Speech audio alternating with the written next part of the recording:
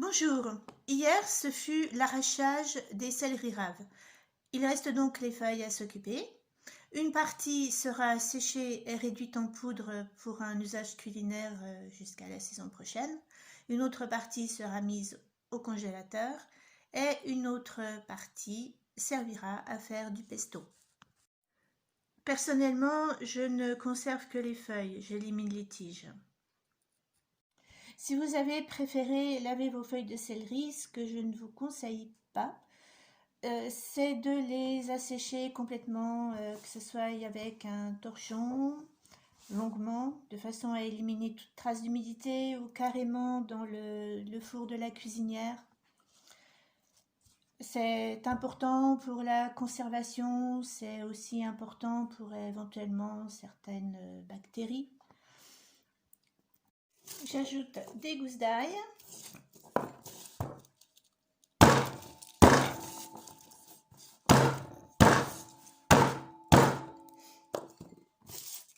Façon originale de les éplucher, c'est une méthode qui vient du Pérou.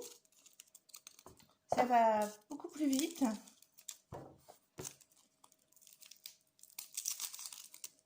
Voilà. Du sel.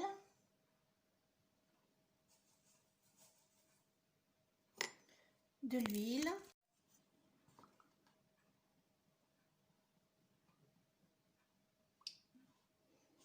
J'en rajouterai au cours du mixage en fonction de ce que ça donne. Sur une autre vidéo, on peut voir que je fais de la purée de noix. Je ferai bien de la purée de noisettes aussi. En général, je garde les noisettes pour faire du lait de noisette, ce qui est parfait. Bon, je vais arrêter là. Je vais à présent faire torréfier les noisettes. La cuisinière n'est pas en route encore. Je vais donc le faire à la poêle.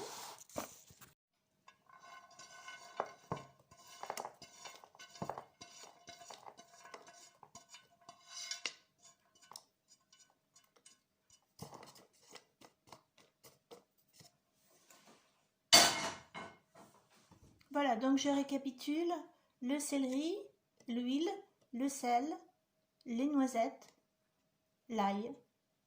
Et maintenant je mixe.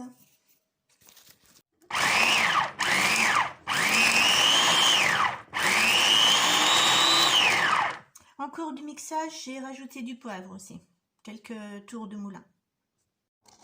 Les bocaux sont secs après avoir été stérilisés. Maintenant je remplis.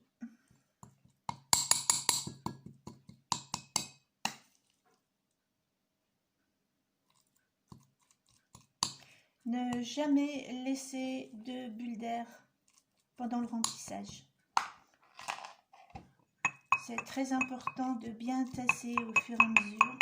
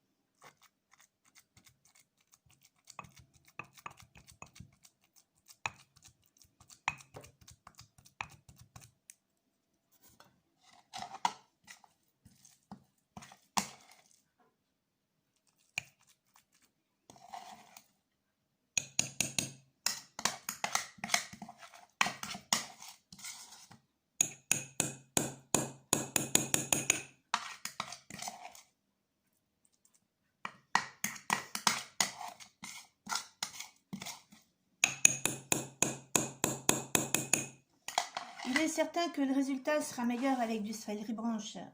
J'utilise le céleri, les feuilles de céleri du céleri rave parce que j'aime pas perdre ce que j'ai, donc je l'utilise, je le transforme et je le consomme.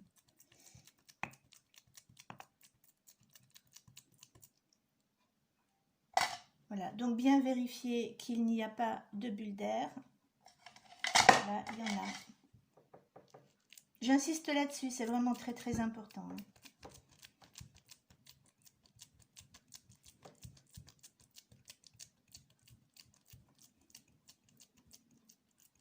je vais nettoyer le bocal et remplir avec de l'huile. Je remplis avec de l'huile.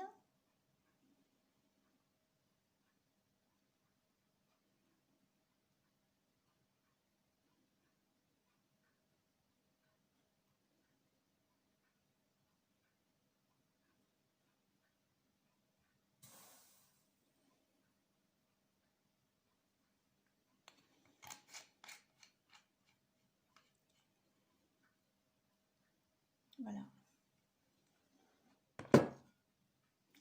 Je n'ai toujours pas mis de parmesan comme pour le pesto de basilic. Je le rajoute après.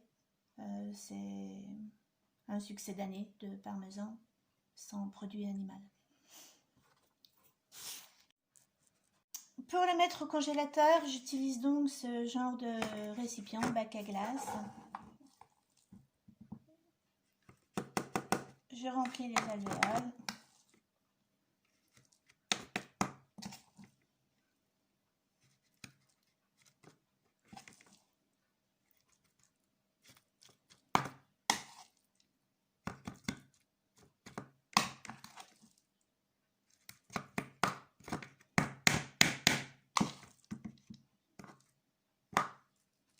Là, contrairement au pesto en bocaux, il n'y a absolument aucune précaution à prendre, rien à vérifier. Les espaces libres, ce n'est pas un problème.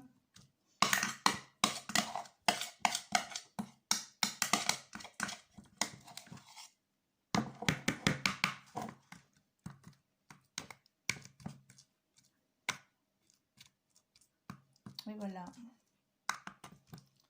Après, je démoule.